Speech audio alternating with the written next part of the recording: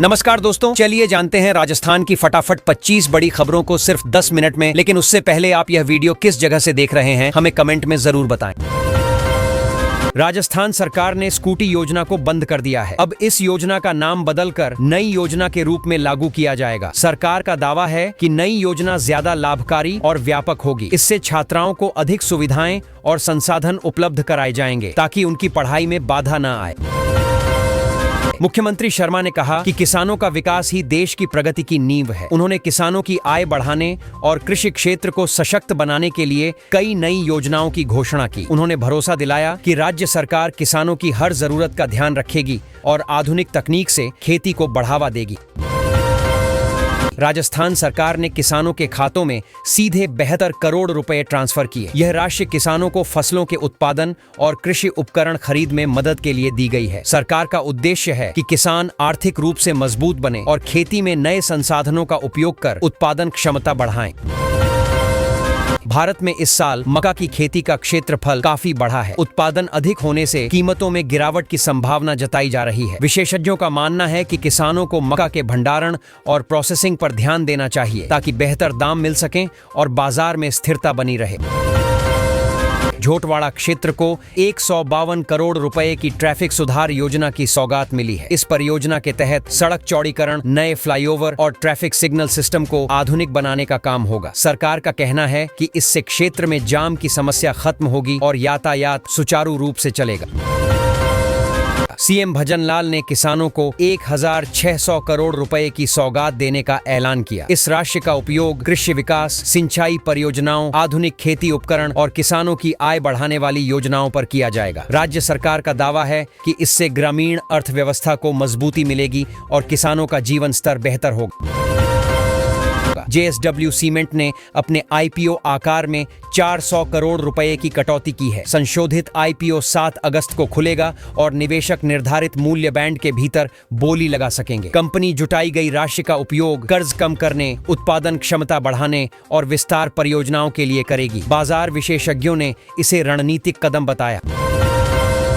राजस्थान में रविवार से भारी बारिश का अलर्ट जारी किया गया है। पिछले 24 घंटे में कई जिलों में 156 मिलीमीटर तक बारिश दर्ज हुई है। मौसम विभाग ने निचले इलाकों में जलभराव, यातायात बाधित होने और बिजली गिरने की आशंका जताई है। लोगों को सतर्क रहने और अनावश्यक यात्रा से बचने की सलाह दी गई।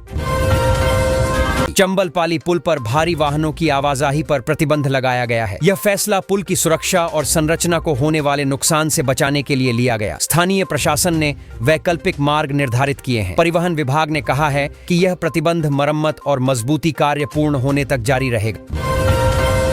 पिछले साल ट्रैफिक पुलिस ने 650 करोड़ रुपए के चालान जारी किए। इनमें से 65% चालान युवा ड्राइवरों को जारी हुए। मुख्य कारण तेज रफ्तार, हेलमेट न पहनना और ट्रैफिक सिग्नल तोड़ना रहा। यातायात विभाग ने जागरूकता अभियान चलाने के साथ कड़े नियम लागू करने की योजना बनाई है ताकि सड़क सुरक्षा सुनिश्चित हो सके।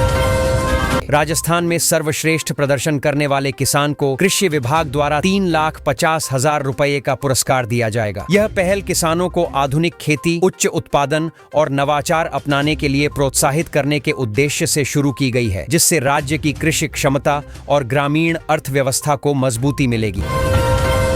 PM किसान सम्मान निधि योजना की 20वीं किस्त 2 अगस्त को जारी होगी। इस योजना के तहत योग्य किसानों को वार्षिक 6,000 रुपए की आर्थिक सहायता दी जाती है, जो 3 किस्तों में सीधे उनके बैंक खातों में भेजी जाती है। आगामी किस्त से लगभग करोड़ों किसानों को लाभ मिलेगा। PM किसान योजना में फर्जीवाड़ा पकड़ा गया है। अपात्र लाभार्थियों से योजना के अंतर्गत मिली राशि की वसूली की जाएगी। सरकार ने जिला स्तरीय टीमों को सत्यापन और कार्रवाई के निर्देश दिए हैं ताकि केवल पात्र किसानों को ही योजना का लाभ सुनिश्चित हो सके और गड़बड़ियों पर रोक लगे। राजस्थान सरकार ने आदेश जारी किया है कि होटल में ठहरने वाले नाबालिग की सूचना तुरंत परिजनों को दी जाए। यह कदम नाबालिगों की सुरक्षा और संभावित अपराधों की रोकथाम के लिए उठाया गया है। होटल प्रबंधन को रजिस्टर में सही जानकारी दर्ज करना अनिवार्य होगा। भारतीय सेना ने राजस्थान के बाढ़ प्रभावित इलाकों में राहत अभियान चलाकर 100 से अधिक लोगों को सुरक्षित बाहर निकाला। प्रभावित क्षेत्रों में सेना की टीमों ने नाव और रेस्क्यू उपकरणों की मदद से फंसे लोगों को निकाला। साथ ही जरूरतमंदों को भोजन, पानी और दवाएं भी उपलब्ध कराई गईं। ग्राम स्वराज योजना का दूसरा चरण शुरू किया गया है, जिसमें 5000 गांवों में डिजिटल कनेक्टिविटी को प्राथमिकता दी जाएगी। इस चरण में इंटरनेट सेवाओं, डिजिटल भुगतान प्रणाली और ई गवर्नेंस सुविधाओं का विस्तार किया जाएगा, जिससे ग्रामीण क्षेत्रों में शिक्षा, स्वास्थ्य, रोजगार और सरकारी सेवाओं तक त्वरित पहुंच संभव हो सकेगी। चिरंजीवी बीमा योजना में अब हृदय और किडनी संबंधी गंभीर बीमारियों को भी शामिल किया गया है। इस बदलाव से लाभार्थियों को इन रोगों के महंगे इलाज के लिए बेहतर सुविधा और वित्तीय मदद मिलेगी। राज्य सरकार का उद्देश्य है कि कोई भी गरीब नागरिक इलाज के अभाव में पीड़ित न रहे। सौर ऊर्जा योजना को विस्तार देते हुए किसानों के खेतों पर सोलर पंप लगाने के लिए 75% तक की सब्सिडी देने का निर्णय लिया गया है। इस कदम से किसानों को सिंचाई में सस्ती और पर्यावरण अनुकूल ऊर्जा उपलब्ध होगी, साथ ही डीजल और बिजली पर निर्भरता कम होगी। पधारो म्हारे देश अभियान का नया चरण शुरू किया गया है, जिसमें ग्रामीण पर्यटन और इको टूरिज्म को बढ़ावा दिया जाएगा। सरकार स्थानीय संस्कृति, हस्तशिल्प और पारंपरिक भोजन को पर्यटन के माध्यम से प्रोत्साहित करेगी। इससे ग्रामीण इलाकों में रोजगार और आय के नए अवसर पैदा होंगे। स्टार्टअप राजस्थान योजना के तहत 500 करोड़ रुपए का नया फंड स्थापित किया गया है, जिसका उद्देश्य युवाओं को नवाचार और उद्यमिता में प्रोत्साहन देना है। इस फंड से स्टार्टअप्स को पूंजी, मेंटरशिप और आवश्यक संसाधन उपलब्ध होंगे। राज्य सरकार चाहती है कि राजस्थान को स्टार्टअप हब बनाया जाए।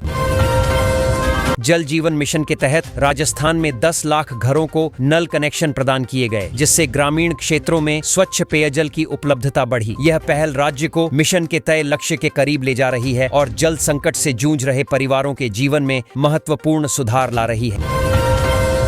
ज्ञान ज्योति कार्यक्रम के अंतर्गत राजस्थान के सरकारी स्कूलों में स्मार्ट क्लासरूम और डिजिटल लाइब्रेरी की शुरुआत हुई। इस पहल का उद्देश्य विद्यार्थियों को आधुनिक शिक्षा संसाधन उपलब्ध कराना है, जिससे शिक्षा की गुणवत्ता बढ़े और ग्रामीण क्षेत्रों के छात्र भी तकनीकी रूप से सक्षम बन सकें। स्वच्छ भारत मिशन के तहत राजस्थान के 2000 गांव खुले में शौच मुक्त घोषित किए गए। इस उपलब्धि से न केवल ग्रामीण स्वच्छता में सुधार हुआ है, बल्कि स्वास्थ्य संबंधी जोखिम भी घटे हैं। सरकार ने गांवों में शौचालय निर्माण और जागरूकता अभियानों को तेज किया है। नारी शक्ति योजना के अंतर्गत महिला स्वयं सहायता समूहों को विशेष ऋण सुविधा दी जा रही है, ताकि वे अपने व्यवसाय शुरू या विस्तार कर सकें। यह कदम ग्रामीण और शहरी क्षेत्रों में महिलाओं की आत्मनिर्भरता को बढ़ावा देने और आर्थिक सशक्तिकरण सुनिश्चित करने के लिए उठाया गया है। तीर्थ यात्रा योजना के तहत राजस्थान सरकार ने रामेश्वरम और जगन्नाथपुरी के लिए विशेष ट्रेन सेवाएं शुरू की हैं। इस योजना से बुजुर्ग नागरिक निःशुल्क धार्मिक स्थलों की यात्रा कर सकेंगे, जिससे धार्मिक पर्यटन और वरिष्ठ नागरिकों की सुविधाओं में महत्वपूर्ण सुधार होगा। मानसून की धमाकेदार शुरुआत से राजस्थान के किसानों में नई उम्मीदें जगीं। समय पर और अच्छी बारिश से खेतों में हरियाली लौट आई है, जिससे खरीफ फसलों की बुआई में तेजी आई। कृषि विशेषज्ञों का मानना है कि इस बार पैदावार बेहतर होने की संभावना है, जिससे किसानों की आमदनी बढ़ेगी। जोधपुर में प्रस्तावित आईटी पार्क का भूमि पूजन मुख्यमंत्री की मौजूदगी में संपन्न हुआ। इस परियोजना से हजारों युवाओं को रोजगार के अवसर मिलेंगे और शहर में तकनीकी विकास को बढ़ावा मिलेगा। आईटी पार्क बनने से जोधपुर को आईटी हब के रूप में पहचान मिलने की उम्मीद जताई जा रही है। उदयपुर में आयोजित शिल्प मेले में देश भर से आए कलाकारों ने अपने बेहतरीन हस्तशिल्प और कलाकृतियां प्रदर्शित की। मेले में स्थानीय और विदेशी पर्यटकों की भीड़ रही, जिससे कलाकारों को अच्छा व्यापार मिला। इस आयोजन ने परंपरागत कला को प्रोत्साहन और संरक्षण देने में महत्वपूर्ण भूमिका निभाई। कोटा के प्रमुख कोचिंग संस्थानों में सुरक्षा समीक्षा बैठक आयोजित की गई। अधिकारियों ने छात्रों की भलाई के लिए सख्त दिशा निर्देश जारी किए, जिनमें हॉस्टल सुरक्षा, आपातकालीन हेल्पलाइन और मानसिक स्वास्थ्य सेवाएं शामिल हैं। यह कदम कोचिंग हब में छात्रों की सुरक्षा और मानसिक स्वास्थ्य को मजबूत करेगा। राजस्थान सरकार ने सड़क दुर्घटनाओं में कमी लाने के लिए राज्यव्यापी जागरूकता अभियान शुरू किया। अभियान के तहत लोगों को यातायात नियमों के पालन और हेलमेट सीट बेल्ट की अनिवार्यता पर जागरूक किया जाएगा। साथ ही सड़क सुरक्षा पर विशेष कार्यशालाएं और पोस्टर अभियान भी चलाए जाएंगे। बाड़मेर रिफाइनरी में उत्पादन क्षमता में उल्लेखनीय वृद्धि दर्ज की गई है, जिससे राजस्थान की अर्थव्यवस्था को नई गति और मजबूती मिली है। ऊर्जा क्षेत्र में यह उपलब्धि राज्य को औद्योगिक विकास के नए अवसर प्रदान करेगी और रोजगार सृजन में भी सहायक होगी, जिससे स्थानीय समुदायों को प्रत्यक्ष लाभ मिलेगा। अजमेर शरीफ दरगाह में इन दिनों जायरीनों की संख्या में तेजी से वृद्धि हो रही है, जिससे धार्मिक पर्यटन को नए आयाम मिल रहे हैं। स्थानीय व्यापारियों, होटलों और परिवहन सेवाओं को सीधा आर्थिक लाभ हो रहा है। सरकार भी सुविधाओं के विस्तार पर जोर दे रही है, जिससे पर्यटन अनुभव बेहतर बने। राजसमंद झील में जलस्तर हालिया बारिश से बढ़ने पर स्थानीय निवासियों और पर्यटकों में खुशी का माहौल है। झील का बढ़ा जलस्तर सिंचाई, पेयजल और पर्यटन के लिए सकारात्मक संकेत है। प्रशासन ने जल संरक्षण को बढ़ावा देने के लिए आसपास सफाई और सुरक्षा इंतजाम भी मजबूत किए हैं। जयपुर मेट्रो के फेज 2 के लिए भूमि अधिग्रहण की प्रक्रिया में उल्लेखनीय तेजी आई है और काम की शुरुआत हो चुकी है। इस विस्तार से शहर के यातायात दबाव में कमी आने की उम्मीद है। परियोजना से समय और ईंधन की बचत होगी, साथ ही पर्यावरण प्रदूषण में भी कमी आएगी।